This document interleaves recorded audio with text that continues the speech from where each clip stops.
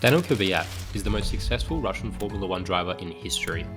7 years ago, he was driving for Formula One's current top team Red Bull, and he even defeated the likes of Daniel Ricciardo in a fair fight. But Daniil hasn't had a connection to Formula One since his reserve driver role with Alpine in 2021. So how did such a promising talent end up by the wayside? Let's investigate what happened to Daniil Kvyat. Kvyat started his karting journey at a young age, quickly establishing himself as a formidable competitor in various European karting championships. His first significant exposure to race cars came during a crucial test with Red Bull, where he and Carlos Sainz Jr. impressed and were subsequently signed with the Red Bull Junior team. Kvyat continued to race karts until 2009, before Red Bull transitioned him to Formula BMW in 2010. In Formula BMW, Kvyat had many notable performances, showcasing that he was a driver with potential. He had a brief stint in the Toyota Racing Series, which was marked by mild successes, but it was in Formula Renault from 2010 to 2012 where Kvyat truly shined. After joining Koirunen Bros Motorsport in 2010, he achieved a 4th place finish at the Formula Renault UK Winter Series. The 2011 season saw him a strong contender, finishing as runner-up behind Sainz Jr. in the Northern European Cup standings with 7 wins, including a hat-trick at Monza. Despite being outpaced by Robin Ferns and Sainz in the Euro Cup, he managed 2 wins at Spa and the Nürburgring. In 2012, he remained competitive in Formula Renault, with a rivalry with Stoffel van Dorn accruing several wins. 2013 marked a significant year for Kvyat, as he competed in the GP3 series with MW Arden and the European Formula 3 Championship with Carlin Motorsport. Despite being ineligible for points in Formula 3, he achieved 5 pole positions, 7 podiums, and a dominant win at Zandvoort. His performance in GP3 was equally impressive, overcoming initial challenges to score his first podium in the series at the Hungaroring and a race win in Spa. His consistent performances culminated in winning the GP3 championship in his debut year, following the outstanding performances in the final feature races at Monza and Abu Dhabi. This remarkable trajectory in junior formulas led to a pivotal moment in Kvyat's career. In 2014, he was chosen to replace Daniel Ricciardo at Toro Rosso, thus beginning a journey as a Formula One driver. It was great to represent my country in the Formula One at all in the first Russian Grand Prix, which will be next year, so it just feels great. At just 19, he made his debut at the 2014 Australian Grand Prix. His impressive performances not only led him to a 9th place finish, but also saw him break Sebastian Vettel's record as the youngest driver to score points in Formula One. Throughout the season, Kvyat demonstrated his potential by scoring points in Malaysia, China, Britain and Belgium, all culminating in a 15th place finish in the World Championship. He even ended up with a stand being named after him at the Russian Grand Prix. Kvyat's rise continued with his promotion to Red Bull Racing for 2015, replacing the departing Sebastian Vettel. He secured his first podium at the Hungarian Grand Prix, achieving the highest finish for a Russian driver in Formula One, and also making him the 2nd youngest driver to achieve a podium, only behind Vettel. Despite a severe crash in Japan, Kvyat finished in 7th, even outscoring teammate Daniel Ricciardo. But Formula One wasn't all sunshine and rainbows for Kvyat. He had a tendency to crash, and crash a lot. –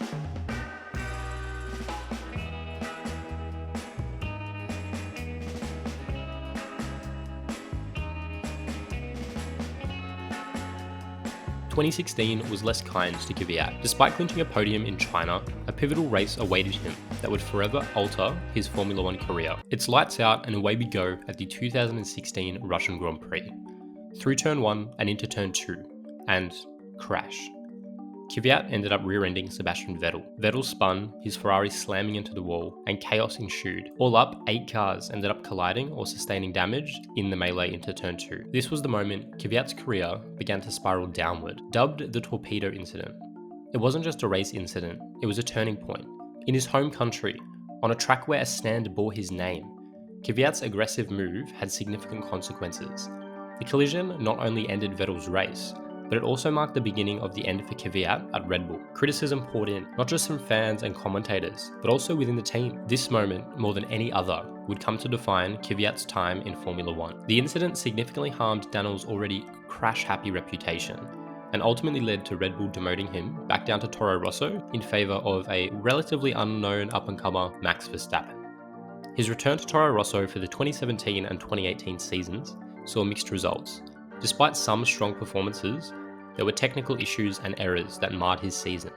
It all culminated in him being replaced by Pierre Gasly for the Malaysian Grand Prix and eventually released from Red Bull altogether. Daniil Kvyat was no longer a Formula One driver. For 2018, he was acting as the third driver for Ferrari, And in 2019, Kvyat ended up returning to Toro Rosso. He even achieved a podium in the chaotic German Grand Prix. He showcased his resilience with several strong finishes, but he was still facing challenges, including those pesky retirements and penalties. In 2020, under the rebranded AlphaTauri, Kvyat's inconsistency continued, and with Red Bull having younger options, this led to his contract not being renewed. Daniel held a brief reserve driver role for Alpine in 2021, but he would not return to the sport as a starting driver. Since leaving Formula One, Kvyat has explored other motorsports, and he's had mixed results. Racing in the FIA World Endurance Championship, Kvyat faced challenges and middling success, not helped by G-Drive Racing's withdrawal in 2022 due to the sanctions following the invasion of Ukraine, which Kvyat criticised as unfair. However, in 2023 he did find some success with Prema Racing in the LMP2 class,